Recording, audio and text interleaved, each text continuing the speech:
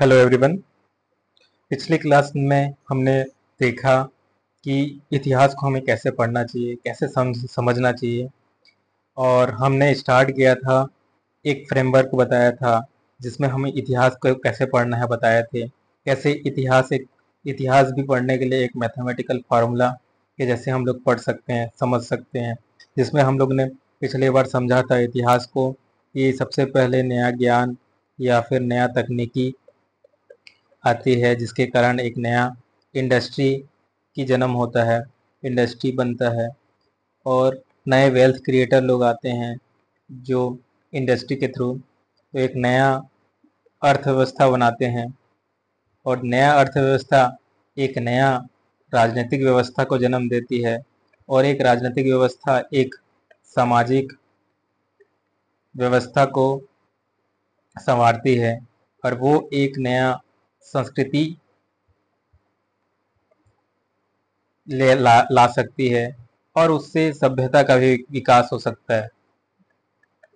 तो इस तरह से हमने पिछले क्लास में देखा था कि कैसे करके जो 3-4 इम्पोर्टेंट फेज हम लोग पढ़े थे, और वो 4 इम्पोर्टेंट फेज ही हमारा सिलेबस है। यहाँ पे हम लोग आदि मानव से स्टार्ट किए थे, और उसके बाद एक मौर्य साम्राज्य तक एक समय अवधि चला था, और गुप्त साम्राज्य तक उस अवधि समाप्त हुआ था। दूसरा एक हम लोग देखे थे जिसको हम लोग मध्यकालीन इतिहास बोलते हैं, इस्लाम का उदय होता है और एक बहुत बड़े साम्राज्य बनता है जिसको हम लोग मुगल एम्पायर समझते हैं। और तीसरा हम लोग ने देखा था कैसे नया तकनीकी यूरोप में आती है, वहाँ पुनर्जागरण होता है, और उसके बाद एक कॉलोनियल पीरियड भारत में आता है, और ब्रिटिश कैसे पूरे दुनिया में एक ताकतवर बनता है, पूरे अर्थव्यवस्था कंट्रोल करता है, राजनीतिक व्यवस्था कंट्रोल करता है, सभ्यता को कंट्रोल करता है। और दूसरे कंट्री में जाके बोलता है कि आप असभ्य हैं और हमारा जो काम है आपको सभ्य बनाना है। ये फ्रेमवर्क पढ़े थे। तो आज हम लोग जानने की कोशिश करेंगे कि ये जो हमारा नेक्स्ट फेज होगा, अपना हिस्ट्री, जो हमारा जो हिस्ट्री रहेगा, वो उसका एक टाइमलाइन जानने की कोशिश करते हैं। सन 1947 से जब हमको आज़ादी मिला, उसके बाद से हम लोग आज तक कौन कौन सा मेजर प्रॉब्लम को सॉल्व किए हैं और कैसे करके हम आगे बढ़ रहे हैं। क्योंकि आपको पता होगा कुछ दिन पहले क्या हुआ। कुछ दिन पहले क्या हुआ, 15 अगस्त के दिन। ऐसे तो 15 अगस्त बहुत ही सिग्निफिकेंट डे बन गया है हमारे प्रायद्वीपीय सब कॉन्टिनेंट एरिया के लिए। क्यों? क्योंकि 15 अगस्त ही था जिसमें हम लोगों ने जम्मू एंड कश्मीर जो राज्य में आर्टिकल 370 को हटाए थे, जो एक टेम्पोररी प्रोहिबिशन था, और उनको वो और भारत में पूर्णतः शामिल हुए थे कॉन्स्टिट्यूशनली, लीगली। ऐसे तो इंडिया का इंटीग्रल पार्ट ही है। तो यहाँ पे ये जो एरिया है अभी पाकिस्तान ऑक्युपाइड कश्मीर है, वो भी हमारा इंटीग्रल पार्ट है। फिर 5 अगस्त को और अभी क्या हुआ है, एक रिसेंट बहुत बड़ा इवेंट हुआ है।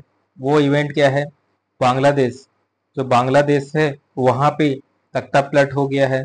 और वहाँ के जो चुनी हुई सरकार, जो शेख हसीना थी जो शेख हसीना थी वो वो अपना देश छोड़ के दूसरे कंट्री चले गई हैं अभी। और वहाँ पे जो ये क्या स्टार्ट हुआ था, एक स्टूडेंट प्रोटेस्ट हुआ था, प्रोटेस्ट के थ्रू वहाँ से निकल के आ गई हैं। तो इस तरह से क्या हुआ है, अगर हम लोग देखा जाए तो ये प्यारा भारत, हमारा प्यारा भारत ही एक ऐसा देश है जहाँ पे डेमोक्रेसी अभी चल रही है। ठीक है, चल रही है। ठीक है, बहुत से प्रॉब्लम है, हमने भी अभी इलेक्शन में बहुत सारा चीज़ें देखा। फिर भी आज भी हम कह सकते हैं कि जनता जनार्दन है और अपने फैसले देने में कायम है। और हमारा लोकतंत्र कभी भी खड़ा हुआ है, खड़ा है। बहुत सारे नेताओं को उन्होंने बता दिया कि आज भी हमारा डेमोक्रेसी जिंदा है, लोकतंत्र जिंदा है। बहुत सारे लीडर्स हारे हैं, ठीक है, एनडीए हो गया, बीजेपी हो या आईएनसी हो, ठीक है। तो अगर हम आसपास में देखें तो पाकिस्तान तो जानते हो ऐसे ही रोग स्टेट है, डीप स्टेट भी बोला जाते हैं। उसके बाजू में अफगानिस्तान, वहां पे भी डेमोक्रेसी था, लेकिन यहाँ पे तालिबान आ गया है। हमारे दूसरे पड़ोसी नेपाल, नेपाल का भी जानते हैं, जो कम्युनिस्ट पार्टी, वहां पे 10 साल, 5 साल में 10 प्राइम मिनिस्टर के आसपास बदल गए हैं। ऐसा सिचुएशन हो रहा है। कॉन्स्टिट्यूशन में सहमति नहीं हो रही है, वहां पे पार्लियामेंट्री सिस्टम नहीं बदल संभल पा रही है। और क्या हो रही है कि बार बार प्राइम मिनिस्टर चेंज होते जा रहा है। अगर दूसरे देखो, यहाँ पे देखोगे आपका मालदीव, वहां पे भी सत्ता में कभी चाइना का दखल अंदाजी हो जा रहा है। यहाँ पे देखो म्यांमार, म्यांमार में भी आपका मिलिट्री कू हो चुका है और वहां पे भी सैन्य शासन चल रहा है। अभी फिलहाल बांग्लादेश में भी हुआ है। अभी गुड न्यूज आ रहा है थोड़ा सा कि वहां पे एंट्रीम सरकार के रूप में जो माइक्रो फाइनेंस के जो जनक, नोबेल लॉरिएट, अभी एंट्रीम सरकार बना रही हैं। तो हम देखेंगे कि 1947 में पूरे सब कॉन्टिनेंट, ये पूरा प्रायद्वीपीय भारत एक तरह से किसका शिकार हो गई थी? कोलोनियलिज्म का। एक तरह से हम ब्रिटेन का एक कॉलोनी बन गए थे। लेकिन 1947 में हम आज़ाद होते हैं, और आज़ाद होने के बाद भी भारत में बहुत सारे समस्याएं आती है।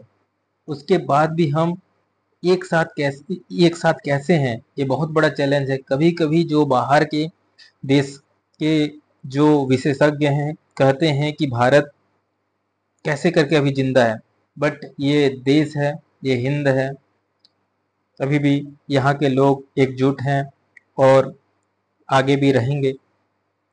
तो इसी के हिसाब से मैं 1947 से स्टार्ट कर रहा हूँ टाइमलाइन। आज लगभग हम लोग 76-77 साल हो गए हैं। हमने क्या क्या अचीवमेंट किया है, कौन कौन सा पॉइंट आपको याद करके रहना है, आपके जहन में होना चाहिए। ये पॉइंट आपके जहन में रहना चाहिए ताकि आप कोई भी मेंस का आंसर हो, कोई भी निबंध हो, ऐसे हो, आप उसे अच्छा से लिख सको। तो अगर 1947 की बात किया जाए तो एक भारत को आज़ादी तो मिला था, लेकिन भारत का विभाजन कर दिया गया था on the basis of religion. धर्म के नाम पे विभाजन हो गया था, ठीक है। जो कुछ लोग सोचते थे, और अंग्रेज का जो डिवाइड एंड रूल, ठीक है, फूट डालो की नीति ने दो इतने बड़े समुदाय, प्रायद्वीप को दो भाग में तोड़ दिया, धर्म के आधार पे बांटा था। हिंदू एक समुदाय होते हैं, मुस्लिम एक समुदाय होते हैं, यह कह के हमको हमारे ऊपर रूल किए थे, राज किए थे। उसके बाद उसको धर्म के आधार पे भी बांट दिया। लेकिन देखो, ये जो उन्होंने सोचा था, ठीक है, धर्म के आधार पे बांटने का, इस थ्योरी को देखो कुछ ही सालों के बाद, ठीक है, 20 साल भी नहीं चल पाई अच्छे से, और पाकिस्तान, जो ईस्ट पाकिस्तान और वेस्ट पाकिस्तान है, उसमें विभाजन हो गया और एक नया देश बना, बांग्लादेश बना। तो कह सकते हैं कि ओनली एक पैरामीटर नहीं है, और ये जो थियरी है वो खुद में ही गलत हो जाती है। अगर धर्म के आधार पर बटे ही रहते तो दोनों एक साथ रह सकते थे, बट ये जो थॉट प्रोसेस जो बताया गया था और लागू किया गया, वो असफल होता है। तो अगर हम लोग 1947 को देखा जाए तो भारत में बहुत बड़ा समस्या था। क्या बहुत बड़ा समस्या था? कौन कौन से बहुत बड़ी समस्या थे? तो अगर आप देखेंगे तो सबसे बड़ा समस्या तो ये था कि इतना बड़ा देश को हम लोग कैसे करके एक साथ रखें, एकजुट रखें। क्योंकि जब ब्रिटिश संभाल रहा था, ब्रिटिश शासन संभाल रहा था, तब कुछ कुछ रजवाड़े थे और कुछ ब्रिटिश प्रोविंसेस थे, कुछ रजवाड़े थे और कुछ ब्रिटिश प्रांत थे। ब्रिटिश प्रांत तो भारत के अंदर आ गए, पर जो रजवाड़े थे वो वहां पे, वो उन्हें 47 जो एक्ट है, इस एक्ट के थ्रू आप भारत में जुड़ सकते हो या पाकिस्तान में, या फिर स्वतः रहने का एक अधिकार दे दिया गया था जाने से पहले। तो सबसे बड़ा चैलेंज तो था कि हमारे देश को कैसे करके एकजुट रखें। तो वो जो एकजुट करके रखना था, तो इसके लिए सबसे बड़ा जो भूमिका निभाते हैं वो हैं आप हमारे सरदार वल्लभ भाई पटेल जी, जिनको आयरन मैन ऑफ इंडिया भी कहा जाता है, लौह पुरुष भी बोलते हैं, क्योंकि उन्होंने हर एक रजवाड़े के पास गए और उनको भारत में विलय कराए। तो ये बहुत बड़ा इम्पोर्टेंट भूमिका है जो सरदार वल्लभ भाई पटेल को, जो कि हमारे देश को एकजुट रखा। उसमें भी 3 राज्य थे जो बहुत ज्यादा इस इस विलय प्रक्रिया में नहीं मिलना चाहते थे। एक जो था वो था हैदराबाद। हैदराबाद के निजाम भारत में नहीं मिलना चाहते थे, परंतु सैन्य एक्शन के थ्रू हैदराबाद को भारत में मिलाया गया। उसके बाद यहाँ पे एक था जूनागढ़। जूनागढ़ को भी भारत में फिर मिलाया गया, और अंत में जो बचा था वो है जम्मू एंड कश्मीर, जिसको भी भारत में मिलाया गया, बट थोड़ा सा इम्पोर्टेंट अधिकार देते हुए, जिसमें आर्टिकल 35 एक था, 35A था, और आपका धारा 370, जो कि उन्हें सेपरेट स्वतंत्रता भी थोड़ा सा दिया हुआ था, बट धीरे से वो भारत में मिल गए। अगर हम देखें तो जब भारत आजाद हुआ था तो वहां पे कौन कौन कैबिनेट में मिनिस्टर थे, ये आपको पता रहना चाहिए। बहुत बार क्वेश्चन आता है कि कौन कौन भारत के कैबिनेट में थे, तो आपको पता रहना चाहिए। जवाहरलाल नेहरू जी, वो तो पहले प्राइम मिनिस्टर थे। उसके बाद उनके साथ जो होम मिनिस्टर जो थे वो थे सरदार वल्लभ भाई पटेल जी, और राजेंद्र प्रसाद जी थे। एजुकेशन मिनिस्टर कौन थे? मौलाना अब्दुल कलाम जी थे। उसके बाद जो रेलवे और ट्रांसपोर्ट के जो मिनिस्टर थे, जॉनिथ मैंथे थे। उसके बाद डिफेंस के कौन थे? सरदार बलदेव सिंह थे। और आपको और पता रहना चाहिए, ये इंपॉर्टेंट पर्सनालिटी है जिसको आपको पता रहना चाहिए, तो वो क्या है? इंडस्ट्री और सिविल सप्लाई के जो मिनिस्टर थे वो है श्यामा प्रसाद मुखर्जी जी।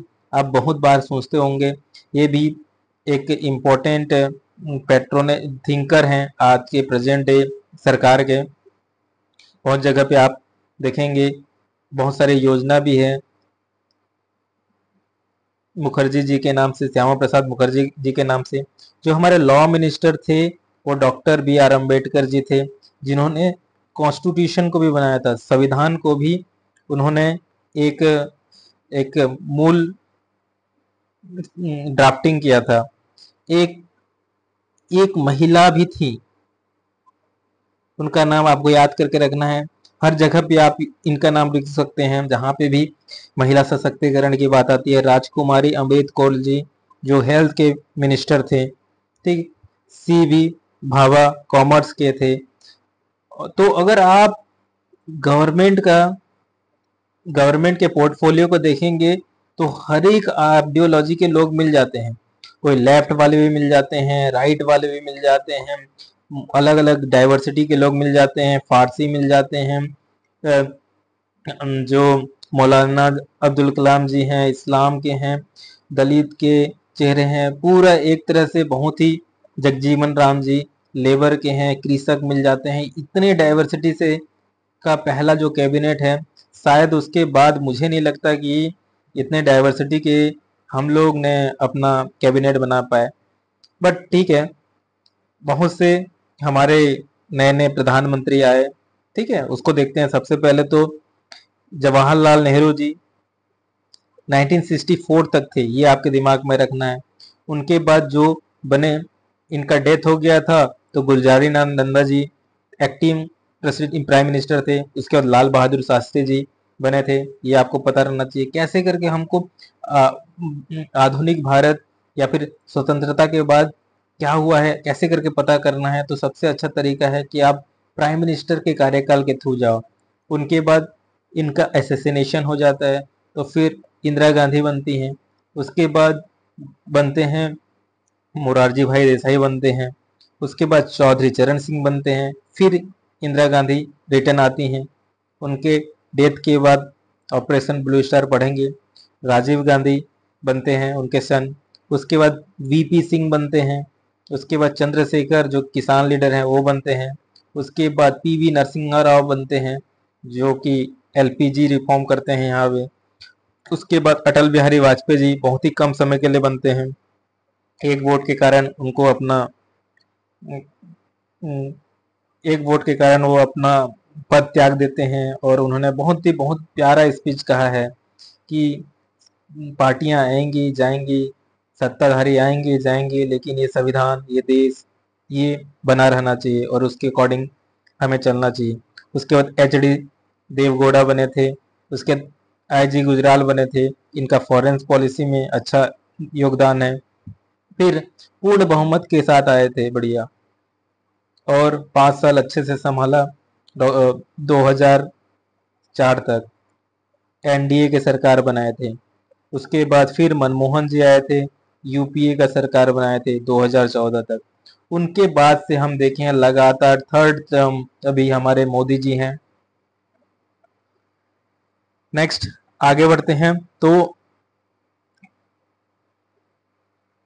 हमने देखा जब भारत भारत जब आज़ाद हुआ था, तो बहुत से रियासतें थी जो कि अलग से रहना चाहते थे। ठीक है, जम्मू कश्मीर पाकिस्तान से भी जुड़ना चाह रहे थे, ऐसे वो था। परंतु हमारे सैन्य कार्यवाही से और हमारे सूझबूझ बूझ के कारण, सरदार वल्लभ भाई पटेल जी के कारण, जूनागढ़, कश्मीर और हैदराबाद को भारत में रखा। ठीक है, तो सबसे पहला जो भारत इवेंट होता है, और वो हो जाता है फिर से 1948 में ही स्टार्ट होता है, और वो होता है पाकिस्तान और भारत का वॉर। पहला वॉर स्टार्ट होता है 1948 में ही स्टार्ट हो जाता है। और आपको पता रहना चाहिए कि वो जो ऑपरेशन के उसका नाम था गुलमर्ग था। ऑपरेशन गुलमर्ग के थ्रू क्या है कि बहुत सारे जो जो पश्तू बोल सकते हो, बहुत सारे जो ट्राइबल थे, जनजाति हैं, लड़ाकू हैं, उनको उनको पश्तो जनजाति को कश्मीर में भेज दिया था पाकिस्तान, और ताकि इस जगह को वो कैप्चर करना चाहते हैं। यही पश्तो हैं जो कि आज आप बोल सकते हो कि अफगानिस्तान में शासन कर रहे हैं। इसके बहुत सारे ट्राइब्स तालिबान से भी हैं। तो आपको पता रहना चाहिए 1948 में पहली बार पाकिस्तान भारत पे आक्रमण करता है। नेक्स्ट मेजर इवेंट जो होता है वो इस टाइमलाइन में होता है 1948 को। 30 जनवरी 1948 को महात्मा गांधी जी का हत्या कर दिया जाता है। ठीक है, एक वैसा व्यक्ति जो कि इंडियन नेशनल मूवमेंट में, ठीक है, इंडियन नेशनल मूवमेंट, भारतीय स्वतंत्रता आंदोलन के सबसे बड़े चेहरे थे। जब हम लोग पढ़ेंगे आधुनिक भारत में, और उनका कैसे लीडरशिप, उनका एक लीडरशिप नेतृत्व ने बहुत बड़ा जन आंदोलन को जन आंदोलन को खड़ा किया। और एक पॉलिटिशियन भी थे, स्ट्रेटेजिस्ट भी थे, एक तरह से फिलोसोफर भी थे, जर्नलिस्ट भी थे, मल्टीपल डायमेंशन के पर्सनालिटी थे, जो कि बहुत बड़ी भूमिका निभाते हैं हमारे देश को आज़ाद करने में। लेकिन उनको ये नाथूराम गोडसे नामक एक व्यक्ति ने इनका असैसिनेशन कर देते हैं। ठीक है, उनका कहना रहता है कि उनके विचारधारा के तो कहना रहता है कि गांधी जी तुष्टीकरण की राजनीति कर रहे हैं। तो अपना अपना विचार हो सकता है, लेकिन कई बार आपने सुना होगा कि सावरकर जी का भी कई बार नाम आता है। उनके असैसिनेशन के बाद उनको भी पुलिस की हिरासत में थोड़ा लिया गया था, पूछताछ हुई थी, बट ये दोषी पाए नहीं गए थे। लेकिन आज आप जानते हैं सावरकर वर्सेस गांधी जी का या फिर गोडसे वर्सेस गांधी जी का ये राजनीति में जो चलते रहती है। ठीक है। नेक्स्ट जो इवेंट होता है वो होता है 1950। 1950 में हम अपना देश का कॉन्स्टिट्यूशन को बनाते हैं और एक भारत एक क्या बन जाता है, गणतंत्र बन जाता है। गणतंत्र का मतलब क्या होता है कि पहले जो राज्य रहते हैं वो गणतंत्र नहीं राजतंत्र रहता था। राजतंत्र रहता था। राजतंत्र में क्या होता है कि राजा का बेटा राजा बनेगा, तो राजा का जो वंशज है वही चलते रहता है। बट हम लोग 1950 में अपना खुद का कॉन्स्टिट्यूशन बनाते हैं, हमारा खुद का संविधान बनाते हैं। और कौन बनाता है? We the people of India. हम अपना भारत को बनाते हैं जो कि एक संपूर्ण देश संप्रभुत्व रहेगा, मतलब इसके ऊपर किसी का कंट्रोल नहीं रहेगा। हर जो डिसीजन है हम लोग खुद लेंगे। सोशलिस्ट रहेगा, मतलब समाजवादी रहेगा, यानी कि पूरे भारत में जितना भी संसाधन है उसका उसका जो यूज है हम सब मिलके करेंगे। और सेकुलर रहेगा। सेकुलर वर्ड लास्ट में 47 कॉन्स्टिट्यूशन संशोधन के थ्रू जोड़ा गया था 1976 के आसपास। उसके बाद डेमोक्रेटिक सोशलिस्ट का सेकुलर का मतलब क्या है? पंथ निरपेक्ष रहेंगे और धर्म निरपेक्ष रहेगा। मतलब क्या है कि सरकार और धर्म के बीच दूरियां भी रहेगी।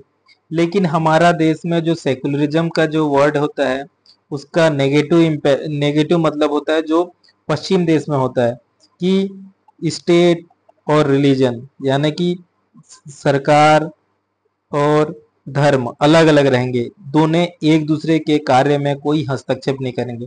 परंतु भारत का जो सेकुलरिज्म है या फिर धर्मनिरपेक्ष और पंथ निरपेक्षवाद है वो पॉजिटिव है, सकारात्मक है। मतलब क्या है कि यहाँ सर्वधर्म संभव रहेगा। सर्वधर्म संभव रहेगा मीन्स क्या है कि सभी धर्म का इज्जत मिलेगा। तो और उसके बाद हमने अपने देश को कैसे करके बनाएंगे ये बताए। उसके बाद हम लोग का ऑब्जेक्टिव क्या है? हम लोग को सबको न्याय देना है, सबको समानता देना है, सबको स्वतंत्रता देना है, सबको भाईचारा बनाए रखना है और हम लोग अपने देश के लिए बना बना के रखे हैं। तो ये रिपब्लिक बनता है और आज तक हम चल रहे हैं इस संविधान के अनुसार। भले ही समय समय पे इस संविधान में बहुत सारे संशोधन कर दिए हैं, लेकिन संशोधन करना कोई गलत नहीं है। हम लोग के लिए संविधान एक जीता जागता डॉक्यूमेंट है और जैसी समाज परिवर्तन होता है उसका रिफ्लेक्शन हमारे जो संविधान में भी नजर आती है। तो इसी कारण बहुत सारे कॉन्स्टिट्यूशनल अमेंडमेंट किए हैं, हम पढ़ेंगे बाद में। तो यहाँ पे देख रहे हैं कि हमारे जवाहरलाल नेहरू जी, और ये कौन है? ये हमारे doctor B are Ambedkar ji हैं और ये हैं राजेंद्र प्रसाद जी जो प्रेसिडेंट हैं उस वक्त के। तो हम लोग अपना कॉन्स्टिट्यूशन अपने लिए बना के उसको इम्प्लीमेंट किए हैं तो 1950 में। नेक्स्ट जो इवेंट होता है जो सबसे ज़्यादा इम्पोर्टेंट होता है वो है कि हम भारत आज़ाद होने के बाद हमारे पास पूंजीवादी अर्थव्यवस्था, समाजवादी अवस्था समाजवादी अर्थव्यवस्था को हम लोग को चुनना था। तो हमने क्या सोचा कि हमने हमने दोनों का मिक्स अर्थव्यवस्था, मिश्रित अर्थव्यवस्था चुना। मतलब अच्छे अच्छे समाज पूंजीवादी अर्थव्यवस्था के भी गुण हैं, समाजवादी अर्थव्यवस्था के गुण हैं। तो उसी के तहत सबसे बड़ा जो हम लोग ने किया कि हमारा जो देश है उसके लिए हमने 5 ईयर पंचवर्षीय योजना लेके आए। और पंचवर्षीय योजना में हम लोग क्या किया, हमारा गोल निर्धारित किए, टारगेट निर्धारित किए और उसको अचीव करने के लिए हमने अपने आप को निरंतर रखा। नेक्स्ट इम्पोर्टेंट जो इवेंट होता है वो होता है हिस्ट्री में, और जो भारत को आज भी एक देश बना के रखा है वो है भारत का फ्री एंड फेयर इलेक्शन। तो ये बहुत बड़ा गैम्बलिंग था। कहा जाता था विकसित पश्चिमी देशों के द्वारा कि जो लोकतंत्र है गरीबी और अशिक्षा जहां पे होगा वहां पे आ नहीं सकता, क्योंकि भारत का वहां पे लगभग 90% से ज्यादा परसेंट गरीबी में रह रहे थे, और एजुकेशन का जो शिक्षित जनसंख्या था हार्डली 20% के आसपास था, उससे भी कम था। ठीक है, तो वैसे देश में लोगों को चुनाव क्या होता है समझाना और लोकतांत्रिक प्रक्रिया को बताना एक बहुत बड़ा बात था। लेकिन हमारे जो इंडिपेंडेंट जो संवैधानिक संस्था है जिसको बोलते हैं इलेक्शन कमीशन, उन्होंने बहुत महत्वपूर्ण भूमिका निभाई और आज तक निभा रहे हैं। ठीक है, आज तक निभा रहे हैं, जो कि हमारे देश को लोकतांत्रिक बना के रखने में सबसे इम्पोर्टेंट भूमिका निभा रहे हैं। हाँ, इस बार के इलेक्शन में कुछ विशेषज्ञों के द्वारा ये कहा जा रहा है कि थोड़ा सा इलेक्शन कमीशन के ऊपर भी प्रश्न उठे हैं, परंतु जो जिस हिसाब से कराया इस बार के इलेक्शन में भी, वो भी इलेक्शन कमीशन ने बहुत महत्वपूर्ण भूमिका निभाई। तो 1952 में सबसे बड़ा इलेक्शन होता है दुनिया का। नेक्स्ट इंपॉर्टेंट जो चीज होता है वो होता है 1952 में एक जो समझौता होता है। 1954 में 1954 में आपको याद रखना है पंचशील समझौता ये होता है, म्यूचुअल को एग्जिस्टेंस के लिए होता है। और हम लोग क्या है कि अब देखो, भारत अपने पड़ोसियों से अच्छे संबंध रखने के लिए पंचशील प्रिंसिपल हम लोग समझौता करते हैं, स्पेशली चाइना के साथ करते हैं। लेकिन चाइना हमको 1962 में आगे हम लोग पढ़ेंगे कैसे करके हमको धोखा देता है। नेक्स्ट मोस्ट इंपॉर्टेंट होता है, ये वाला क्वेश्चन ऑलरेडी आया हुआ है, तो कब भारत का जो छोटे छोटे बैंक हैं उनका नेशनलाइजेशन होता है, राष्ट्रीयकरण होता है।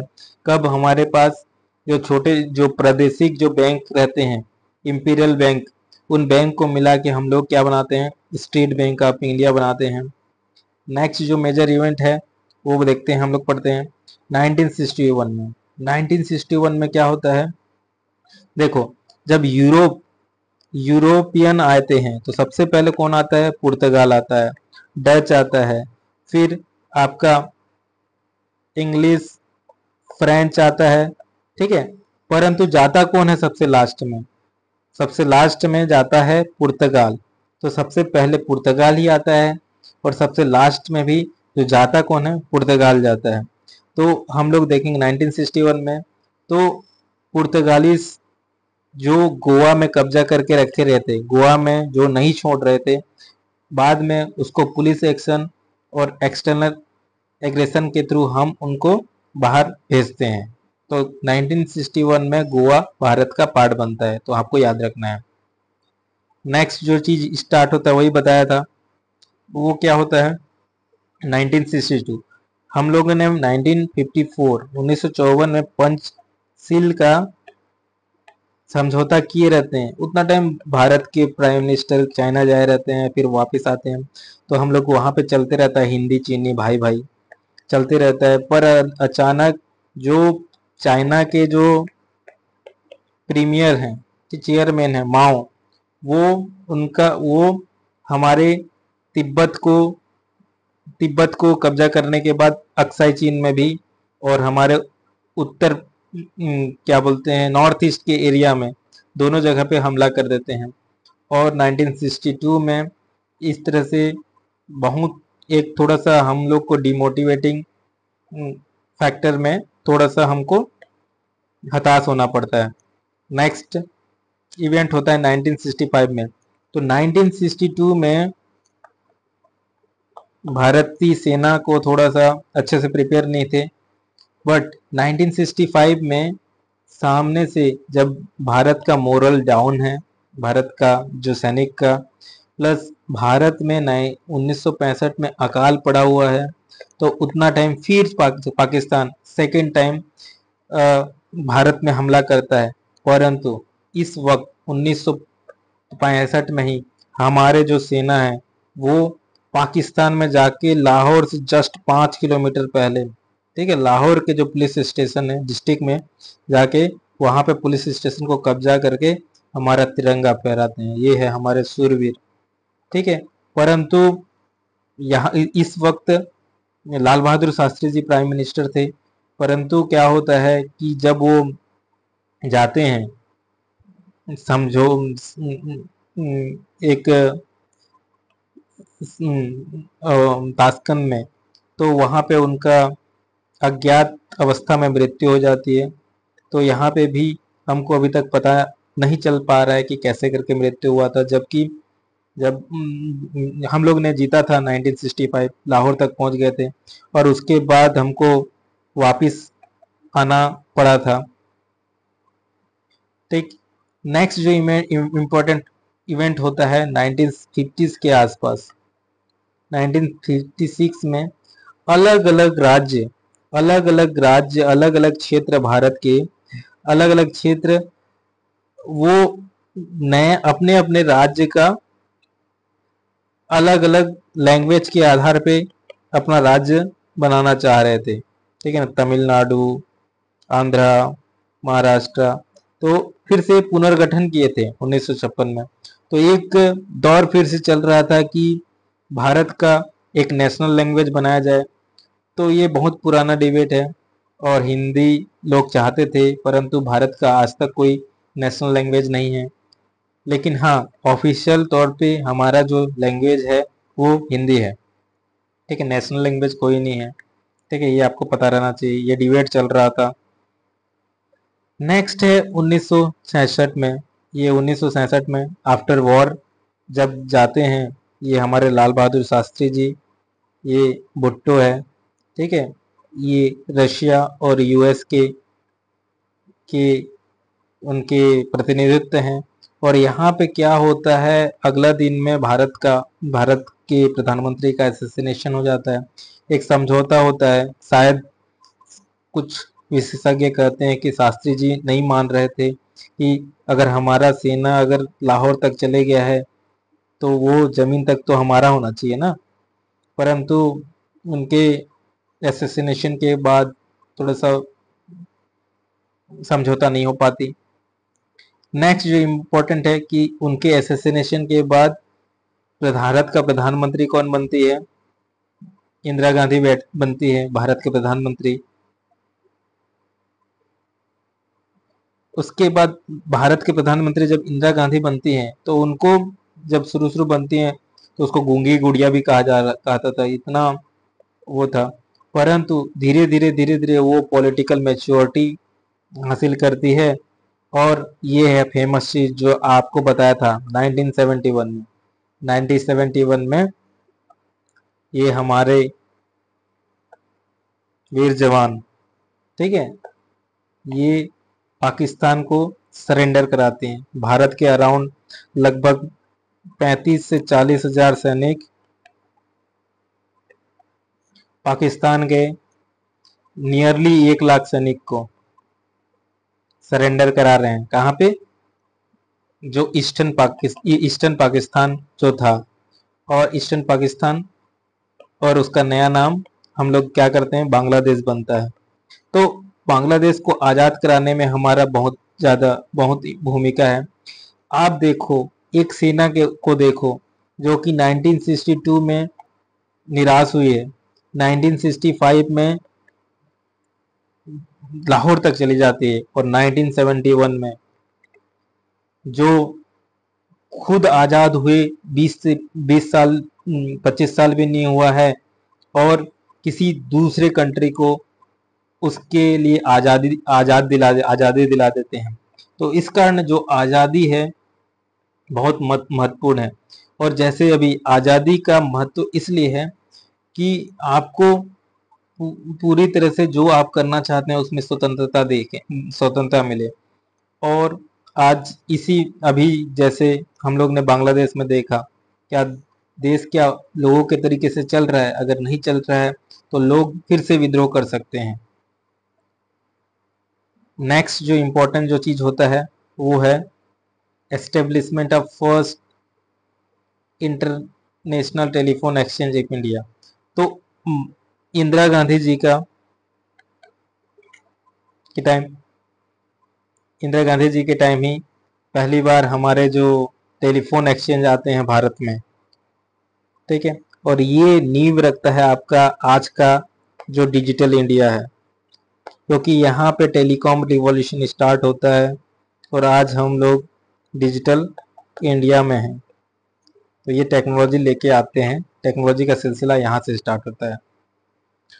और मैडम इंदिरा गांधी, ठीक है, उनके टाइम में बहुत ही इम्पोर्टेंट 1974 में एक इवेंट होता है जो पूरे दुनिया को बता देता है कि हम लोग अपने देश के लिए न्यूक्लियर टेक्नोलॉजी का प्रशिक्षण करेंगे और पहला न्यूक्लियर टेस्ट प्रशिक्षण करते हैं कहाँ पे, पोखरण पे। और उस प्रोजेक्ट का नाम क्या रहता है, ऑपरेशन बुद्धा रहता है। और इसी तरह भारत एक न्यूक्लियर कंट्री देश बन जाता है। इसके कारण पूरा यूएसए, पूरा वेस्टर्न कंट्री, ठीक है, इसमें बौखलाए जाते हैं और एक ऑर्गेनाइजेशन बनाते हैं। एनएसजी नाम सुना होगा, न्यूक्लियर सप्लाई ग्रुप, जिसमें भारत अभी मेंबर बनना चाहता है। इसके विरोध में वो लोग इस बनाए थे कि भारत जैसे कंट्री या फिर ऐसा कोई कंट्री है जो उसे न्यूक्लियर टेक्नोलॉजी नहीं मिलना चाहिए बोल के। नेक्स्ट जो है काला अध्याय है हमारे डेमोक्रेसी के लिए, वो होता है 1974-75 में। वो क्या है, डिक्लेयर कर देती है इंदिरा गांधी जी इमरजेंसी का जो इंटरनल इमरजेंसी का घोषणा कर देती है। आपने देखा होगा कॉन्स्टिट्यूशन जब राजनीति पढ़ेंगे 352, ठीक है, 352 में जो आपातकाल लगा देती है, जिसके कारण प्रेस फ्रीडम सबका स्वतंत्रता छिन जाता है। तो ये रहता है 1974-5 में। तो ये एक तरह का काला अध्याय है हमारे डेमोक्रेसी के लिए। उसके बाद हम संशोधन करते हैं और थोड़ा सा नियम को जटिल बनाते हैं। इन्हीं के टाइम में ही भारत क्या है, अपना टेक्नोलॉजी में और एक इम्पोर्टेंट कदम रखता है और वो है आर्यभट्टा। आर्यभट्टा सुने होंगे, भारत का पहला सैटेलाइट, भारत का पहला जो सैटेलाइट है, कृत्रिम उपग्रह है, हम छोड़ते हैं। नेक्स्ट 1984 में 2 मेजर इवेंट होता है और उसमें से पहला जो है वो है, ये है भोपाल गैस ट्रेजेडी। तो आपको पता रहना चाहिए 1984 में भोपाल गैस ट्रेजेडी होता है, ठीक है। यूनियन कार्बाइड फैक्ट्री रहता है जिसमें बहुत सारे लोग की डेथ हो जाती है और आज भी रेडियो एक्टिव और जहरीले गैस के कारण बहुत सी जेनेटिक डिजीजेस होती है। अभी भी जेनेटिक जो अनुवंशीय जो बीमारियां हैं अभी भी हो रहे हैं भोपाल के आसपास, ठीक है। और 1984 में ही ऑपरेशन ब्लू स्टार, जिसमें बहुत सारे खालिस्तानी ग्रुप थे जो गोल्डन टेम्पल स्वर्ण मंदिर में जाके छुपे थे, वहां पे ऑपरेशन ब्लू स्टार करती हैं और जिसके कारण कुछ जो सिख समुदाय को बहुत आहत होता है और उनके ही बॉडीगार्ड के द्वारा इंदिरा गांधी जी का एसेसिनेशन किया जाता है। नेक्स्ट मेजर इवेंट होता है वो है SEBI, security and exchange board of India, जो कि आप बहुत ज़्यादा सुन रहे होंगे। जो कि अभी अगर आप देखोगे तो स्टॉक मार्केट एक नया बज़वर्ड है, सब आपको पता है। तो एक जो हम लोग का ऑर्गेनाइजेशन जो इसको रेगुलेट करने के लिए तो सेबी बनाते हैं और सबसे इम्पोर्टेंट व्यक्ति आते हैं। यहाँ से हम लोग नेक्स्ट अध्याय भारत का स्टार्ट होता है और उसको एलपीजी रिफॉर्म बोलते हैं, लिबरलाइजेशन, प्राइवेटाइजेशन, ग्लोबलाइजेशन, उदारवादीकरण, निजीकरण और भूमंडलीकरण, जो 1991 स्टार्ट होता है, जो कि हमारे पूरे अर्थव्यवस्था को चेंज कर देता है। तो नेक्स्ट क्लास में हम लोग देखेंगे कि कैसे करके एलपीजी से 1991 से 2024 तक हम लोग पहुंचते हैं। कौन कौन सा मेजर इवेंट है जो आपको पता रहना चाहिए, आपके बैक माइंड में हमेशा चलते रहना चाहिए, जिससे आपको पता चलेगा क्या लिखना है, कैसे करके सोचना है हमारे देश के बारे में। ठीक है, थैंक यू एवरीवन।